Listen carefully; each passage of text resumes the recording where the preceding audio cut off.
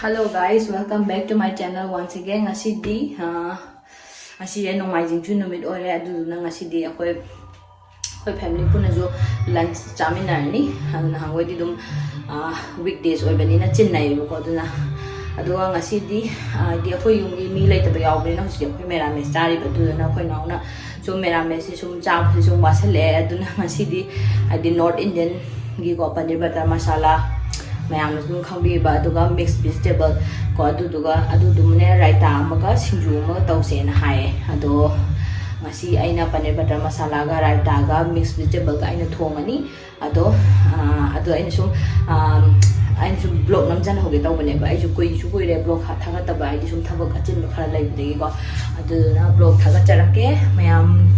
like, share and subscribe to work out birang mayam adum video dum yenga like nambiram de like among dang namjan biram moko ado aingon da su hena motivate oina ba aduga subscribe to do mayam yaw taradi subscribe button da among namjan biram mo ado ngasi wa ta sum ai video yeng bi ba aduga like nambira ba comment bi bira ko mayam mi da mo thank you so much aduga atai mayam su adumaina adum like share to bini na thajai ado makha ta video da su adum ai support to bio ado mayam video je haujarage yeng minars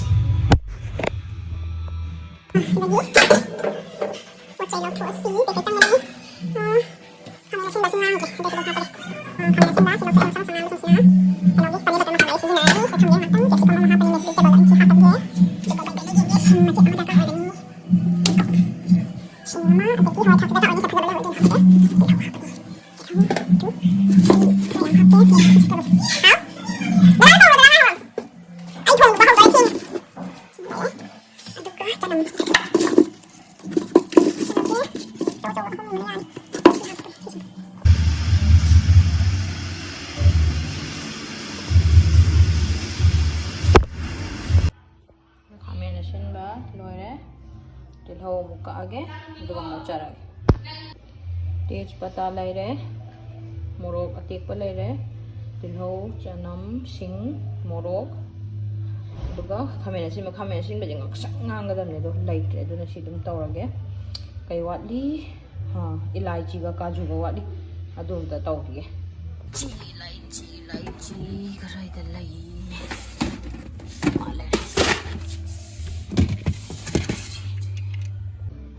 pot sura share di kaju lo thoni butter yaw de paneer butter masala ko main thong de na aduna butter si mayam haujarage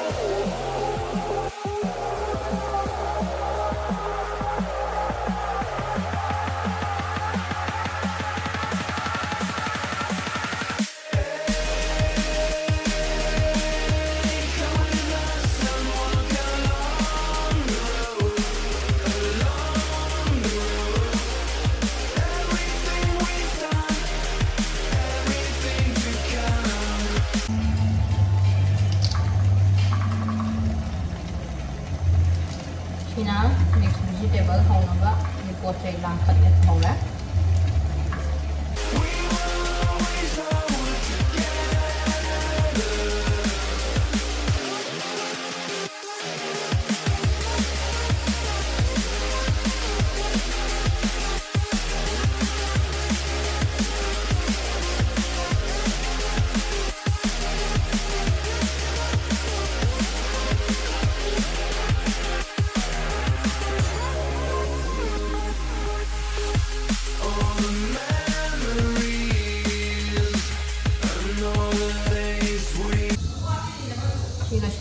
yarning dua ganito inhalaga to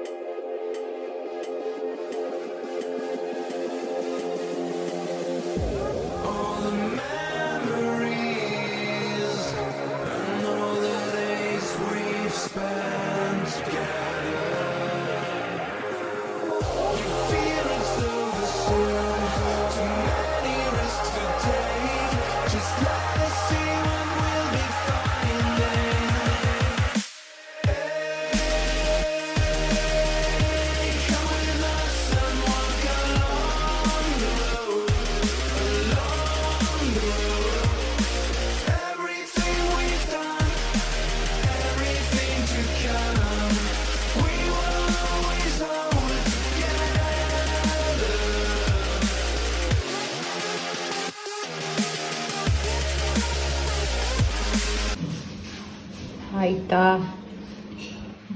paneer butter masala, mixed vegetable, singzu.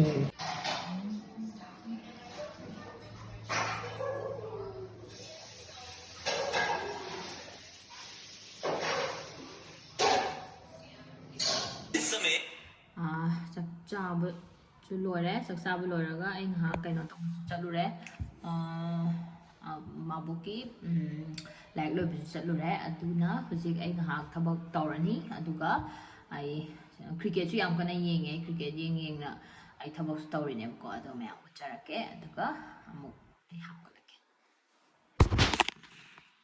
ꯃꯌꯥꯝꯁꯤꯗ ꯑꯩ ꯍꯧꯖꯤꯛ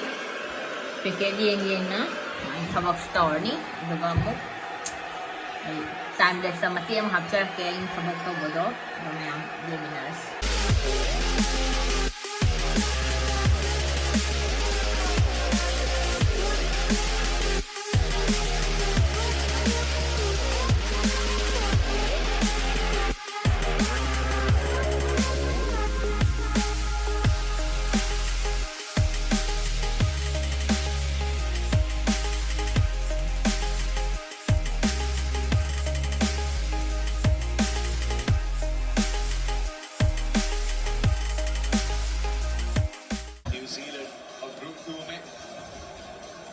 cricket से हम हमारी एक बहुत खुशी है सीखेंगे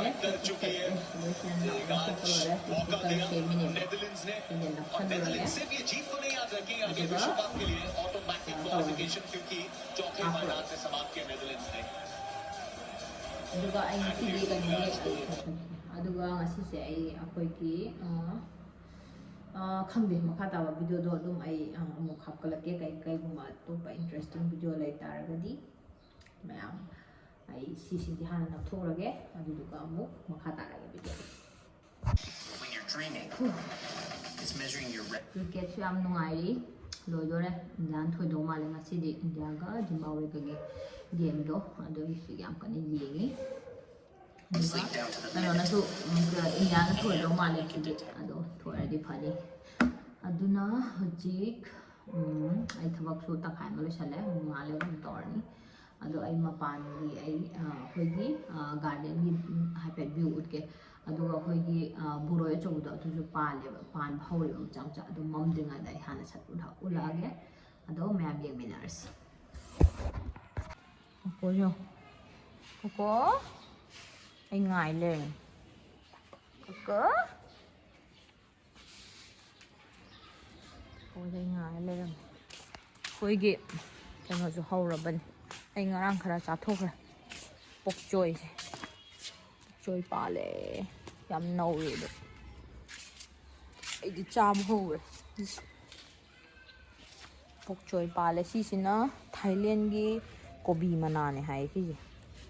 jo khara som su pale som su am pale si Thailand gi kobi mana si so morok macha si kobi macam chai ta pale si नहीं खरा साथ नहीं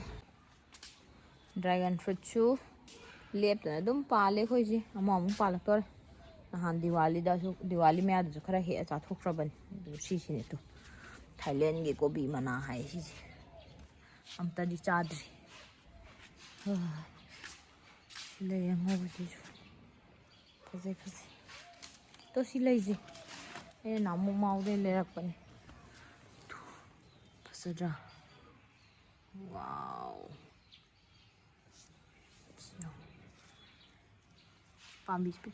पिक्पन पानी पिक्ट्रू पिएगा लई फजन हौर याम हौर सिदस हौर सुमान अदुगा सिसिन अतोपा मचु ना वाइट मचु सिसि मना जु माना दि जो सिसिन मनाम ओय दा मना मखलम ओय वाइट मचु दा पाले Rosemary, sige na, ang mga matuwa din. Ay, paano na. Medyo, hapon sige. Rose ko ba sa ko? May bisa mo ito. Rose ko ba sa ko? Ang sakit yellow. Pama na yun. Masala. Pama na. Patan mo. To phone ju ma'am पाला बने किन बस होरा बने तो अथक तो उबरा खंगे उबरा तो phone ma'am Pal सिदगी kano star fruit hekpa kanda si pambi ji yam chahode dana si ga cham manaraga le hoidana adu yone star fruit ju hai kun hena pan gi si tu pik pasida adu ga si gi boroi ji yam ko ai pan ba horabani sade ya tu sumaina me ama chama me am pan ba horeba pambi sida ama boroi macha do na te si je boroi achou do oi do ne ba side su am yaurabani side su hana macha de pan yam jo chaura kanda khara amu chaba yambagi mapa yaur kanda mai ucharake manung da su me am palabani sida su side su am leire ta phone kele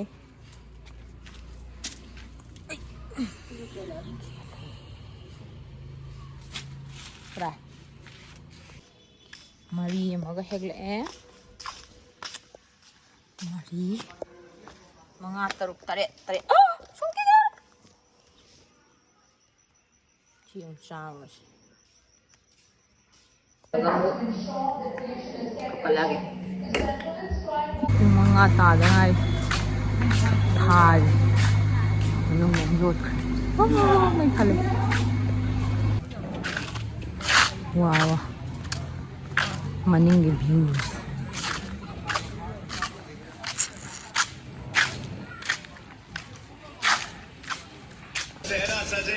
Koi chat dengan ada India tu cricket thoi lai ramene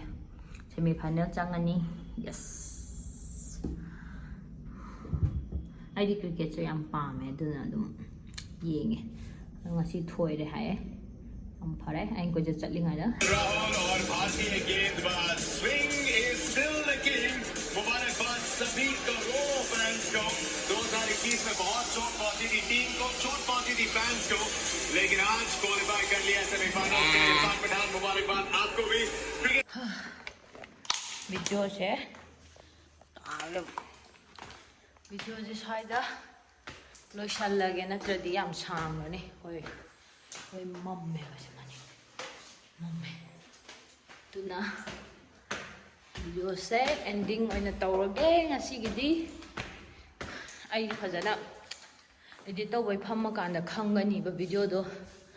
करी नमिनो करी दइनो दो ज्ञान तादि करी video कमाय नमम दुनो दो येंगे edit तौरगा दुगा कईगुंबा edit तौर येंगे कईगुंबा फजना नम तारदि थागलगे अदो ma'am thank you so much for watching see you again bye bye